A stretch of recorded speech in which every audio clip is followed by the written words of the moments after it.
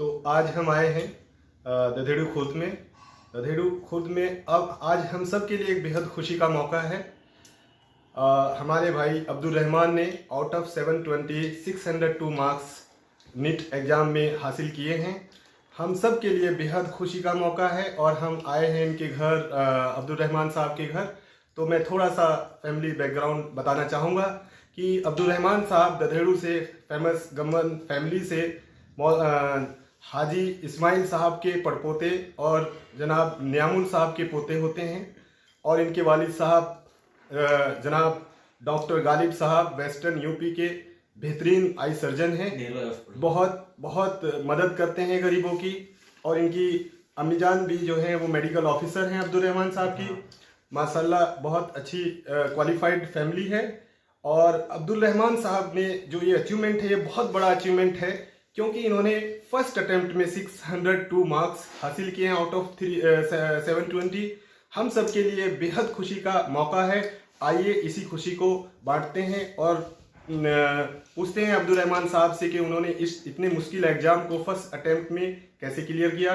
तो अब्दुल रहमान साहब बहुत बहुत कंग्रेचुलेशंस आपको, आपकी पूरी फैमिली को। और कैसा लग रहा है आपको इतने बड़े टारगेट को अचीव करके? बहुत खुशी हो रही है अंदर से कि फर्स्ट अटेम्प्ट में इतना अच्छा टारगेट अचीव किया है। तो इस जर्नी की शुरुआत से बात करते हैं।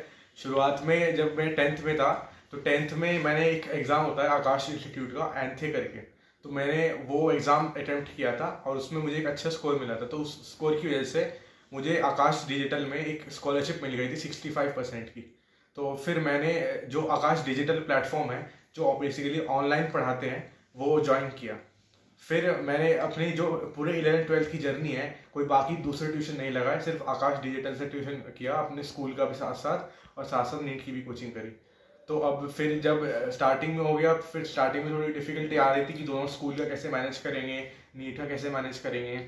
लेकिन फिर अल्टीमेटली जो जो हमारा जो मेन सिलेबस है फिजिक्स केमिस्ट्री बायो वो तो दोनों चीज़ के लिए सेम ही है। तो फिर अल्टीमेटली थोड़ा आसानी हुआ। फिर जब हम लोगों ने थियोरी पढ़ा, जो क्वेश्चंस किया, थोड़ा इजी होता गया सब कुछ हमारे लिए आकाश की वजह से। तो जैसे अभी आपने बताया कि आपने अर्ली स्टेज पे 10th-12th से आपने उसमें प्रिपरेशन शुरू कर दी और आकाश ज्वाइन किया और जो मॉक टेस्ट थे उसके जो टेस्ट थे उसको सॉल्व करना शुरू कर दिया।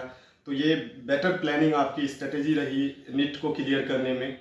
तो सेल्फ स्टडी आपने जैसे कहा कि उसमें उसका क्या रोल है, कोचिंग और सेल्फ स्टडी के बारे में आप क्या कहेंगे? हाँ, सेल्फ स्टडी बहुत इंपॉर्टेंट है। सबसे पहले हमें ये बात समझने की जरूरत है कि जो टीचर्स पढ़ाते हैं जब वो तभी इफेक्टिव रहेगा जब आप उसको एक बार क्लास के बाद रिवाइज करते हो। जब आप उसको खुद से रिवाइज करते हो तो आपकी वो चीज़ माइंड में और अच्छे से बैठती है और उसको आप आसानी से भूलते नहीं हो। तो ये बहुत इंपॉर्टेंट है कि आपकी जो क्लास होती है आकाश की, उसके बाद आप रिवाइज अच्छे से करें। तो यहाँ भी देखिए अब्दुल रहमान साहब से भी हमें यही मैसेज मिला है कि किसी भी एग्ज़ाम एंट्रेंस को क्लियर करने के लिए सेल्फ स्टडी और अपनी जो बुक्स हैं उनको सेल्फ स्टडी और टेक्स्ट बुक रीडिंग का बहुत रोल रहता है। आप भले ही कोई कोचिंग ज्वाइन करें या ट्यूशन लें या किसी ऑनलाइन पोर्टल पे पढ़ें, बट उससे पहले सेल्फ स्टडी का किसी भी एग्जामिनेशन को क्लियर करने में अहम रोल रहता है। तो अब्दुल रहमान साहब टाइम टेबल कैसे, किस तरह से आप टाइम वो बनाते थे, किस सब्जेक्ट को क्या प्रेफरेंस था आपका, फिजिक्स केमिस्ट्री और बायो में किस तरह से आप स्ट्रेटेजी रहती थी आपकी? मेरा मतलब नॉर्मली मैं सुबह 9:30 तक स्टडी में बैठ जाता था।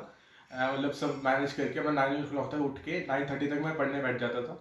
फिर मेरा ऐसा रहता था कि मैं 1.5 घंटा शुरू में 1.5 घंटा जो मॉर्निंग रहता है वो मॉर्निंग का टाइम बायो को दे देता। क्योंकि बायो में मतलब जो आपको मॉर्निंग में माइंड फ्रेश रहता है तो आपको जो बायो है वो अच्छे से समझ में आती है। फिर मॉर्निंग के इनिशियल 1.5 घंटा में बायो पढ़ता था, फिर ऐसे 10-15 मिनट्स का ब्रेक लेके केमिस्ट्री शुरू कर देता था बाकी 1.5 घंटे के लिए। तो फिर ऐसे चलते चलते अराउंड दोपहर हो जाती थी। फिर दोपहर में लंच टाइम के बाद फिर मेरा फिजिक्स का पार्ट चला था। फिजिक्स में मैं पढ़ता था, फिर फिजिक्स 1 घंटा रह पाता था क्योंकि 3 से 4 के बीच में पढ़ता था। फिर 4 बजे से मेरी आकाशी क्लास शुरू हो जाती थी। 4 बजे से लेकर 7 बजे तक पूरा 3 घंटे का मेरा चलता था। और दिन में 2 क्लासेस होती थी, मतलब 1.5 घंटे की 2 क्लासेस होती थी, या फिजिक्स केमिस्ट्री की एक दिन और जोलॉजी और बॉटनी के अलग अलग। तो ये चलता था। फिर 7 o'clock को क्लास के बाद थोड़ा आधा घंटा रिलैक्स करता था, फिर उसके बाद और सेल्फ स्टडी फिर से लग जाता था। तो ये नॉर्मल शेड्यूल। तो आकाश का आपके उसमें क्लियर करने में काफ़ी अच्छा रोल रहा। हाँ। इसके अलावा जब हम सेल्फ स्टडी की बात करते हैं तो कौन सी, फिजिक्स के लिए आप कौन सी बुक फॉलो करते थे? फिजिक्स के नॉर्मली मतलब मैं तो आकाश के मॉड्यूल से पढ़ता था, उससे मुझे समझ में आ जाता था। कुछ टीचर प्रेफर करते हैं कि एस.सी. वर्मा की जो बुक है वो पढ़नी चाहिए, लेकिन एक्चुअल में देखा है तो जो किताब है वो जेई मेंस और जेई एडवांस के लेवल के लिए बनी है। तो नीट के लिए मैं इतना नहीं कहूँगा कि आपको एस.सी. वर्मा पढ़नी ही चाहिए। अगर आप पढ़ना चाहते हैं तो पढ़ सकते हैं, लेकिन कोई मैंडेटरी नहीं है, क्योंकि अगर आप आकाश के मॉड्यूल से पढ़ते हो तो आपको समझ में आ जाएंगी चीज़ें। केमिस्ट्री के लिए कौन सी बुक? केमिस्ट्री के लिए मैं तो ये कहूँगा कि शुरू में तो आपका जो मेन फोकस रहना चाहिए एनसीईआरटी पे रहना चाहिए। एक बार एनसीईआरटी का आपने अच्छे से रीडिंग कर ली है, फिर आप जा सकते हैं अपने मॉड्यूल में जा सकते हैं। आपको फिर क्वेश्चन मतलब आपने अगर एक बार रीडिंग कर ली तो आपको क्वेश्चन अच्छे से करनी चाहिए प्रैक्टिस, क्योंकि आप जब तक क्वेश्चन नहीं करोगे तब तक डिफिकल्टी आपको आती रहेगी। और बायोलॉजी, जूलॉजी, बॉटनी के लिए भी?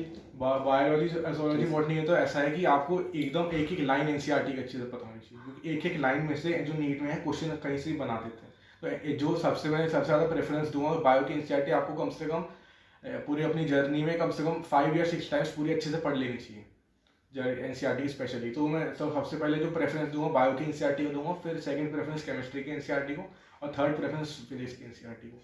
तो यहाँ पे देखिए एक बहुत बड़ा मैसेज आ रहा है। आज जो हम मोहम्मद रियाज से मानकी में मिले, उसके बाद सिरसली खुर्द में हम सहरियाल से मिले, उसमें तीनों बच्चों ने एक ही बात बताई कि पहले जो एनसीईआरटी है, जो आपकी मेन बुक है, उस पर आप अच्छे से उसको अच्छे से पढ़िए। उसके बाद जो उसके क्वेश्चन है उनको सॉल्व कीजिए। उसके बाद जो भी एडिशनल मॉड्यूल्स है, चाहे वो आकाश हो, चाहे वो फिजिक्स वाला हो, चाहे कोई दूसरा ऑनलाइन पोर्टल हो या ऑफलाइन कोचिंग्स हो, उसका इम्पोर्टेंस है। आपने अगर अच्छे से अपनी बुक्स को पढ़ा है, एनसीईआरटी को पढ़ा है, तो वो सारी चीज़ें उसमें एडअप होंगी।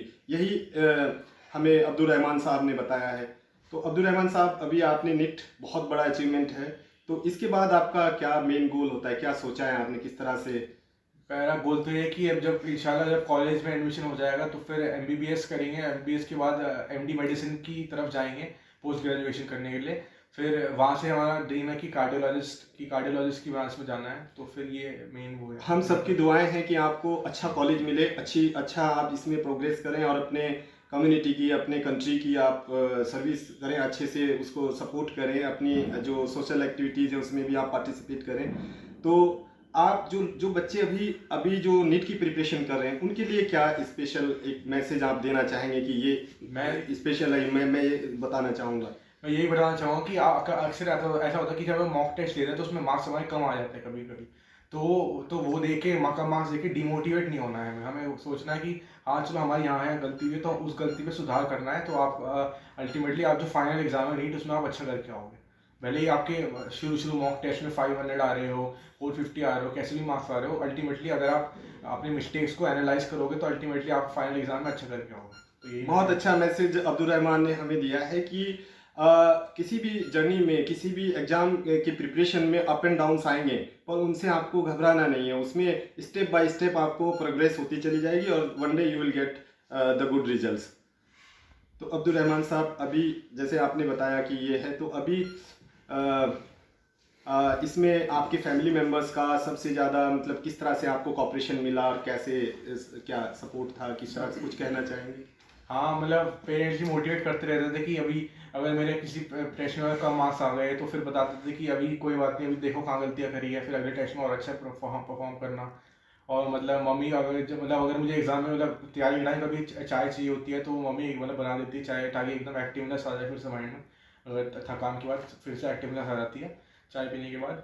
तो फिर इस तरह से काफ़ी हेल्प हुआ और मॉरल सपोर्ट भी रहा फैमिली का कि अभी डिमोटिवेट नहीं हुआ। तो यही जी, तो ये देखिए बहुत बड़ा मैसेज है ये भी कि हम जब अपने बच्चे प्रिपरेशन कर रहे होते हैं, किसी मिशन पे होते हैं, तो पेरेंट्स का भी ये है कि उनको सपोर्ट करें, उनसे टच में बने रहें, उनकी जो रिक्वायरमेंट्स है उसका पूरा ध्यान रखें। तो मुश्किल नहीं है किसी भी टारगेट को, किसी मुश्किल टारगेट को हासिल करना। तो ये बहुत बड़ा मैसेज आ रहा है। अब्दुल रहमान से बात करके उनके पापा मम्मी सबसे का जो सपोर्ट है, जो उन्होंने बताया है, वो बहुत अच्छा है। और हम सभी दुआ करते हैं कि अब्दुल रहमान साहब को बहुत अच्छा कॉलेज मिले और इनके फ्यूचर के लिए भी ऑल द बेस्ट। बहुत बहुत शुक्रिया इसके लिए जो मैसेज आपने दिया और ये वक्त दिया है। शुक्रिया।